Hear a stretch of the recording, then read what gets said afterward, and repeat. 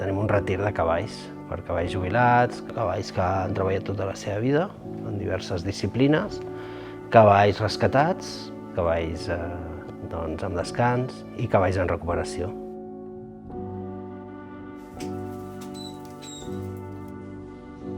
Són molt tranquils, sembla que de vegades reaccionin poc o tinguin poca interconnexió amb nosaltres i en realitat amb el temps i amb el tractar-los i estar amb ells i conèixer-los bé, al final tenen una personalitat pròpia molt forta.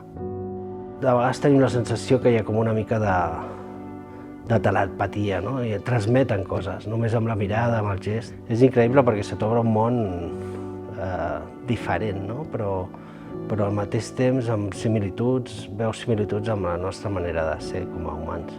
Avalon, Milonga, Damasco, Mabel, Yankee.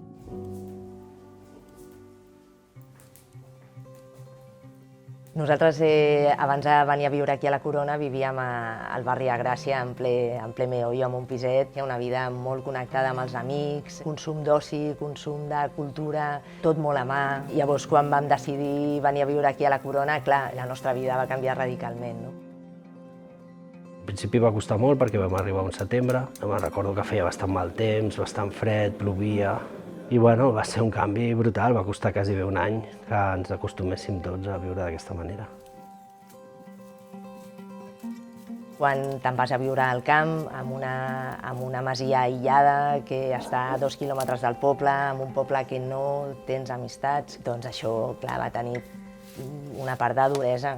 Tot i així, la natura t'envaeix, hem consolidat el projecte de la Corona, a nosaltres ens encanten els animals i conviure amb els animals d'aquesta manera, no? Amb el dia a dia, conèixer-los. Nosaltres abans dèiem que teníem uns cavalls a casa i ara diem que convivim amb individus. Això dels cavalls és una idea que havíem tingut fa molts anys, però clar, com no érem ben bé del ram, sabíem de la terra, sabíem gestionar, sabíem cultivar, sabíem fer una sèrie de coses. Havíem estat parlant, no?, del buit que hi havia actualment fa uns 10 anys per poder retirar un cavall en condicions de benestar animal i en condicions d'atenció, no? Llavors, clar, era perfecte perquè nosaltres podíem aportar tot el que era la part de gestió territorial, gestió forestal, gestió agrícola, que això per nosaltres no era en absolut un problema. I bueno, ho vam provar i com tothom que comença una cosa, vam començar amb 2 o 3 cavalls fins ara que tenim més de 80 cavalls. Indo. Petito. Aquest cavall va tenir molta sort perquè era un cavall que havia estat competint molts anys amb carreres de trotó, de sulky, i ens consta que l'havien maltractat moltíssim, que perquè corrés més, que fos més ràpid, que havia sigut un gran campió, de fet, li posaven àcid a les potes, li clavaven claus, petits claus, doncs van aconseguir rescatar-lo i realment va arribar aquí molt trasbalsat, molt maltractat, quasi no et podies apropar i bueno, fins que ens va anar coneixent a poc, ara ja li podem fer tot, ens podem apropar, li podem fer els cascos, Indo, li podem fer la boca, s'ha transformat. El meu avi era d'un poble molt petit que està al Bages, que es diu Rocafort, i va decidir molt jove baixar a Terrassa. Estudiava durant les nits a fer enginyeria tèxtil i durant els dies treballava en fàbriques tèxtils, d'aprenent, etc. I a partir d'allà va fer fortuna. En aquella època encara moltes de les fàbriques funcionaven amb carbó, llavors ell va pensar de comprar finques per poder fer carbó i fer funcionar les fàbriques.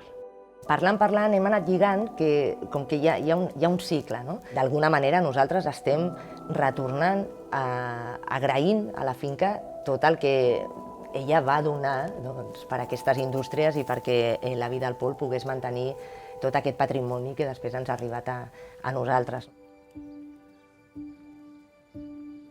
Hem modificat la manera de treballar a la finca. Van canviar els objectius productivistes per objectius conservacionistes, per objectius de prevenció d'incendis forestals i per objectius també d'adaptació al canvi climàtic. Per dalt. Tenim tota la finca, actualment 170 hectàrees dedicades a ells, de les quals unes 30 hectàrees són camps i la resta són boscos.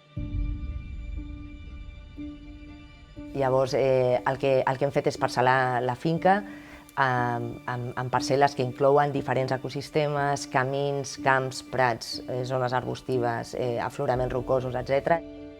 Llavors, els cavalls que fan aquí? Els cavalls pasturen, que té una incidència positiva en la pròpia pastura sembrada com en la pastura sotabosc, només amb el trepig, amb l'alimentació, amb l'aportació de fems. Llavors, quan ells estan en una parcel·la i acaben aquesta pastura, els rotem i els passem a una altra parcel·la que també tenim acotada.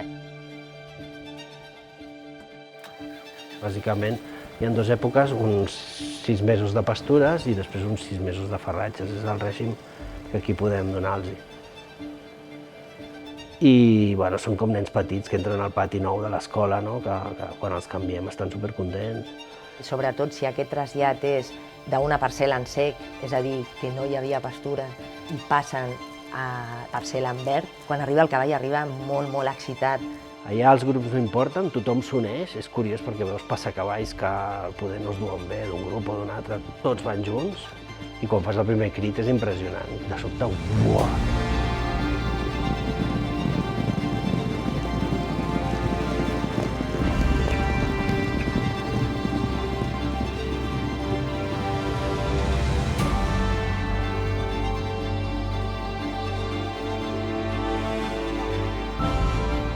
La veritat és que és emocionant, emocionant. És una sensació d'energia, de felicitat, de llibertat. Un cavall en llibertat és un cavall que retorna una mica en els seus orígens, en la manera en què vivien ancestralment.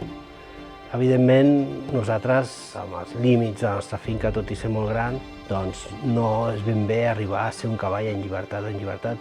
De fet, nosaltres intervenim molt en el que els hi convé, però sí que intentem reproduir al màxim el que seria la vida salvatge o la vida dins la natura del cavall. La corona per nosaltres és cavalls i un munt d'actuacions per una gestió holística, com ens agradaria que fos el món, en definitiva. Aquesta vida aquí ens ha canviat, ens ha fet quelcom més espiritual, es podria dir, no? Ens han canviat molt els horitzons i què és la felicitat, cap a on volem anar. Hem après a estimar-nos més a nosaltres perquè estàvem molt enfocats cap a l'entorn. Bé, tot plegat ens ha fet, jo crec, millors persones. Molta gent ens comenta que bé que viviu, que aquí la natura, que té avantatges i té inconvenients. Té la seva duresa, té la seva llunyania. Normalment també vivint en una situació de treballar en el camp, d'estar en el camp, d'estar sempre aquí, doncs normalment quasi sempre estàs a la feina també.